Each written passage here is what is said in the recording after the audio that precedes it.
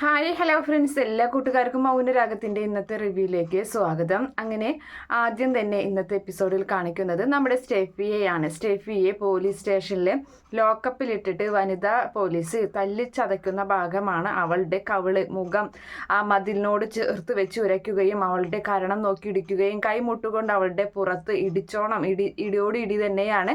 അവളാണെങ്കിൽ വാവിട്ട് കരയുന്നുണ്ട്. അങ്ങനെ ആ സമയത്ത് നിന്നെയും പറഞ്ഞയക്കണമെടി, അവൻ ഇനി എന്തായാലും തിരികെ വരില്ല. എസ് ഐ അരികിൽ നിൽക്കുന്നുണ്ട്. അപ്പോൾ എസ് ഐ ആണിത് പറയുന്നത്. നിന്റെ കാമുകൻ ഇനി എന്തായാലും തിരികെ വരില്ലടി, അവനെ കാട്ടിലേക്ക് എറിഞ്ഞിട്ടുണ്ട്, ഇനി അവൻ കാട് ഇറങ്ങി വരില്ല, അവന് മറ്റു മൃഗങ്ങൾ അവനെ ഭക്ഷണമാക്കിയിട്ടുണ്ടായിരിക്കും, അതുപോലെ തന്നെ നിന്നെയും പറഞ്ഞയക്കണമെടി എന്നിങ്ങനെ പറയുന്ന സമയത്ത് നിങ്ങൾക്ക് ഗംഗയെ പറ്റി അറിയില്ല, അവൻ എന്തായാലും തിരികെ വരും, അത് ഉറപ്പാണ് എന്നിങ്ങനെ പറയുകയാണ്. അപ്പോൾ എന്നെയും പറഞ്ഞയച്ചോ, അതാ നിങ്ങൾക്ക് നല്ലത്, എന്നെയും കൊന്നില്ലെങ്കിൽ അവൻ്റെ ശത്രുക്കളെയൊക്കെ ഞങ്ങൾ ഇല്ലാതാക്കും, അതാണ് നിങ്ങൾക്ക് നല്ലത് എന്നിങ്ങനെ പറയുമ്പോൾ വീണ്ടും നമ്മുടെ ആ വനിതാ പോലീസ് അടിക്കുകയാണ് അവളെ. അങ്ങനെ കുറേ കഴിയുമ്പോൾ തിരിച്ചടിക്കുന്നുണ്ട് വനിതാ പോലീസിനെ അവൾ. അപ്പോൾ ആ സമയം എന്താടി ചെയ്തത് എന്നും പറഞ്ഞ് വീണ്ടും അവളിങ്ങനെ തല്ലിച്ചതയ്ക്കുന്ന ഭാഗമാണ് ആദ്യം തന്നെ കാണിക്കുന്നത്. അതിനുശേഷം നമ്മുടെ സരയും RS കൺസ്ട്രക്ഷനിൽ ഇരുന്നിട്ട് വർക്ക് ചെയ്തുകൊണ്ടിരിക്കുകയാണ്. ഹരിസാർ അവിടേക്ക് വരുന്നുണ്ട്. അപ്പോൾ നമ്മുടെ സരയു ചോദിക്കുകയാണ്, എങ്ങനെയുണ്ട് സാറേ ഇത് എന്ന് ചോദിച്ചിട്ട് അത് കാണിച്ചു കൊടുക്കുകയാണ് വരച്ചത്. അപ്പോൾ പറയുന്നുണ്ട്, നന്നായിട്ടുണ്ട്, എന്തായാലും സരയു നന്നായി വർക്കൊക്കെ ചെയ്യുന്നുണ്ട്, സാറിന് വർക്ക് ഒരുപാട് ഇഷ്ടപ്പെടുന്നുണ്ട്, അതുകൊണ്ട് തന്നെ ഇനിയിപ്പോൾ സാറ് പറഞ്ഞിട്ടുള്ളത് അടുത്ത മാസം നിനക്ക് ശമ്പളം കൂട്ടിക്കൊടുക്കുന്ന കാര്യത്തെ പറ്റിയാണ് എന്ന് പറയുമ്പോൾ സരയു പറയുന്നുണ്ട്, അയ്യോ എനിക്ക് ശമ്പളമൊന്നും കൂട്ടേണ്ട ആവശ്യമില്ല, കാരണം ഞങ്ങൾ 2 പേര് മാത്രമേ ഒന്നിച്ച് താമസിക്കുന്നുള്ളൂ, ഞങ്ങൾക്ക് കഴിയാനുള്ളത് ഇപ്പം തന്നെ കൂടുതലാണ് തരുന്നത്, പിന്നെ എൻ്റെ മോളുടെ കാര്യമൊക്കെ നോക്കുന്നത് കിരണിൻ്റെ അച്ഛനും അമ്മയൊക്കെ ഇല്ലേ, പിന്നെ ഞങ്ങൾക്ക് എന്തിനാ ചിലവും കാര്യങ്ങളൊക്കെ, അതുകൊണ്ട് എനിക്ക് അതൊന്നും വേണ്ട സാറേ എന്ന് പറയുമ്പോൾ അത് ഞാനല്ലല്ലോ തീരുമാനിക്കുന്നത്, സാറല്ലേ എന്നിങ്ങനെ നമ്മുടെ ഹരിസാർ ഇങ്ങനെ പറയുകയാണ്. അപ്പോഴേക്കും അവിടേക്ക് നമ്മുടെ ഇവൻ വരികയാണ്, രതീഷ് വരുന്നുണ്ട്. അങ്ങനെ രതീഷ് പറയാണ്, അതെ ഒരു കാര്യം പറയാനുണ്ട് എന്ന് പറയുമ്പോൾ എന്താണെന്ന് ചോദിക്കുകയാണ്. അതെ ആ ഗംഗയെ അവൻ ഈ ലോകത്ത് നിന്ന് പറഞ്ഞയച്ചു കിരൺ സാർ എന്ന് പറയുമ്പോൾ സത്യമാണോ എന്നിങ്ങനെ ചോദിക്കുന്നുണ്ട് നമ്മൾ സാറേ. അപ്പോൾ അതേ എന്ന് പറയുകയാണ്. ഞാൻ ഇതിൻ്റെ ഇടയ്ക്ക് കല്യാണിയെ വിളിച്ചായിരുന്നു, അപ്പോൾ അവർ അമ്പലത്തിൽ നിൽക്കുകയാണെന്ന്, അതുപോലെ തന്നെ ലക്ഷ്മി അമ്മയെയും കാർത്തികയെയും അറ്റാക്ക് ചെയ്യാൻ അവർ ശ്രമിച്ച കാര്യങ്ങളും പറഞ്ഞായിരുന്നു, പിന്നെ ആ പെണ്ണിനെ പോലീസ് കൊണ്ടുപോയ കാര്യവും പറഞ്ഞു, ബാക്കിയുള്ളതൊന്നും അറിഞ്ഞില്ല എന്ന് പറയുമ്പോൾ അതിനുശേഷമാണിത് നടന്നത്.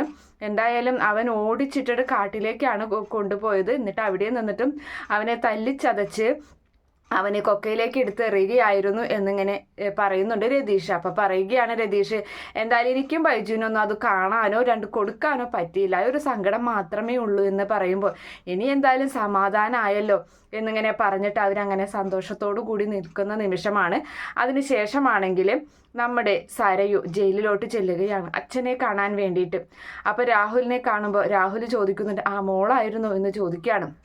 അപ്പോൾ ആ സമയത്ത് മോൾക്ക് സന്തോഷിക്കാൻ പറ്റിയ വാർത്തയൊന്നും എനിക്ക് തരാനില്ല മോളെ എന്ന് പറയുമ്പോൾ അത് താൻ തരില്ലെന്ന് എനിക്കറിയാം, ഞാനത് പ്രതീക്ഷിച്ച് വന്നിട്ടുമില്ല, ഞാനിപ്പോൾ വേറൊരു കാര്യം പറയാനാണ് വന്നത്, വേറൊരു സന്തോഷ വർത്താനം പറയാനാണ്, ഗംഗ പോയി ഈ ലോകത്ത് നിന്നും എന്ന് പറയുന്നുണ്ട്. അപ്പോൾ അതിനു മുമ്പ് ഫസ്റ്റ് തന്നെ നമ്മുടെ സരയു പറയുന്നത്, അതെ നിങ്ങളെ കൊണ്ട് അല്ലെങ്കിലും അവനെ ഒന്നും ചെയ്യാൻ സാധിക്കില്ല, അതിനെൻ്റെ കിരണെ അവൻ ചുണക്കുട്ടനാണ് എന്ന് പറഞ്ഞിട്ടാണ് ഈ ഒരു ഇവൻ്റെ ഗംഗയുടെ കാര്യം പറയുന്നത്. അപ്പോൾ രാഹുൽ അന്തം വിട്ട് അവർ ചോദിക്കുന്നുണ്ട്, എങ്ങനെയാണ് എന്ന് ചോദിക്കുമ്പോൾ ആരാ ചെയ്തത് എന്ന് ചോദിക്കുമ്പോൾ അതൊന്നും ഞാൻ പറയില്ല എന്ന് പറയുമ്പോൾ അതിനിപ്പോൾ മോള് പറയണമെന്നില്ലല്ലോ, കാരണം മോളുടെ സംസാരത്തിൽ നിന്ന് തന്നെ മനസ്സിലായില്ലേ കിരൺ ചുണക്കുട്ടനാണെന്ന് പറഞ്ഞപ്പോൾ തന്നെ എനിക്ക് മനസ്സിലായി, കിരൺ അവൻ്റെ ഗംഗയെ കൊന്നത് എന്ന് ചോദിക്കുന്നുണ്ട്.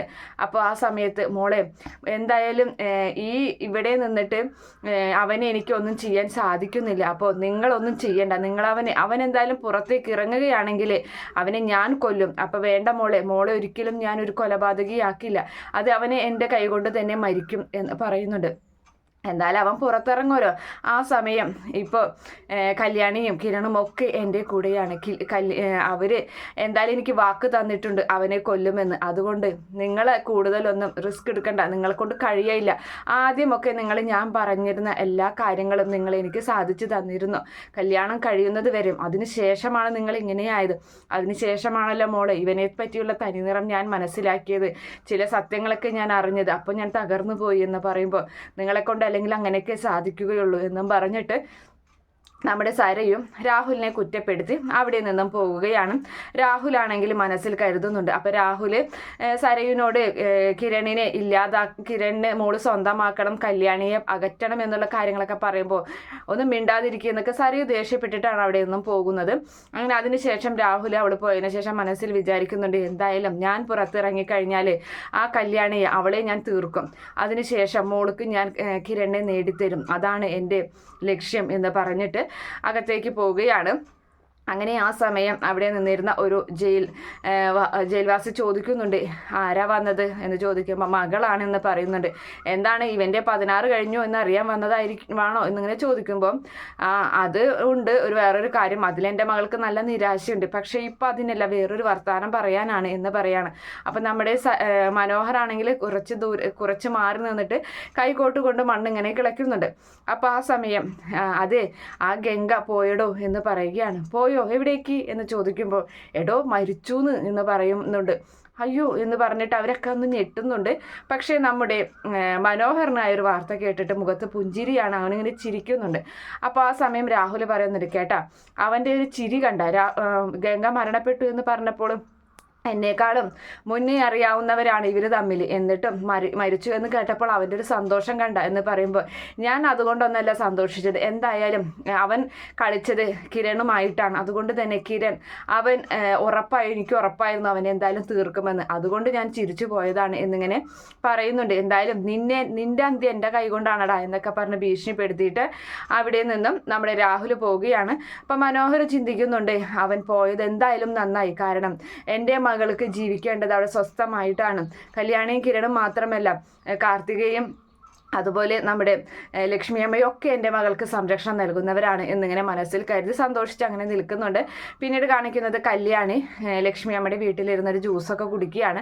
അപ്പോൾ കാർത്തിക പറയുന്നുണ്ട്, മോളെ നിനക്ക് നല്ല വിഷമമുണ്ട്, മോളുടെ അമ്മ മരണപ്പെട്ടത് നീ ഇപ്പോഴും ആ ഒരു വിഷമത്തിൽ തന്നെയാണ്, അതുകൊണ്ട് നമുക്ക് കല്യാണം കുറച്ച് മാറ്റി വെച്ചാലോ, എന്തിനാ ചേച്ചി അങ്ങനെയൊക്കെ ചിന്തിക്കുന്നത്? അപ്പോൾ അല്ല മോളെ, ഇനിയിപ്പോൾ എന്തായാലും ഗംഗയെ നമുക്ക് പേടിക്കാനില്ലല്ലോ, അപ്പോൾ പിന്നെ കുറച്ച് നീട്ടിയിട്ടായാലും സമാധാനത്തോടു കൂടി നമുക്ക് ചെയ്താൽ പോരെ എന്ന് ചോദിക്കുമ്പോൾ അതൊന്നും വേണ്ട, എൻ്റെ അമ്മയുടെ ഏറ്റവും വലിയ ആഗ്രഹമായിരുന്നു ചേച്ചിയുടെ വിവാഹം, അതുകൊണ്ട് ഉടനെ തന്നെ ചേച്ചിയുടെ വിവാഹം നടത്തണം, അതിലൊരു തടസ്സവും പറയണ്ട. അപ്പോൾ ലക്ഷ്മി അമ്മയും പറയുന്നുണ്ട്, എന്നാൽ വേണ്ട മോളൊന്നും പറയണ്ട, മോളുടെ ആഗ്രഹം പോലെ തന്നെ നടക്കട്ടെ എന്ന് പറയുന്നുണ്ട്. അങ്ങനെ അതിനുശേഷം വീണ്ടും നമ്മുടെ ഇവരെയാണ്, അതായത് ദിലീപിനെയും വീട്ടുകാരെയാണ് കാണിക്കുന്നത്. അപ്പോൾ ദിലീപ് ഈ ഒരു സന്തോഷ വർത്താനം അച്ഛനോടും അമ്മയോടും വന്ന് പറയുകയാണ്. അച്ഛനാണെങ്കിൽ കല്യാണ ഫോണിലൂടെ വിളിക്കുന്നുണ്ട്. ആ സമയത്താണ് ദിലീപ് വന്നിട്ട് ഗംഗ മരണപ്പെട്ടു എന്ന കാര്യം പറയുന്നത്. അവർക്ക് ഒരുപാട് സന്തോഷമാവുകയും ചെയ്യുന്നുണ്ട്. എന്തായാലും സമാധാനമായി, ഇനിയിപ്പോൾ സമാധാനത്തോടു കൂടി വിവാഹം നടത്താമല്ലോ എന്നുള്ള കാര്യം അവരും വലിയ സന്തോഷത്തിലാണ്.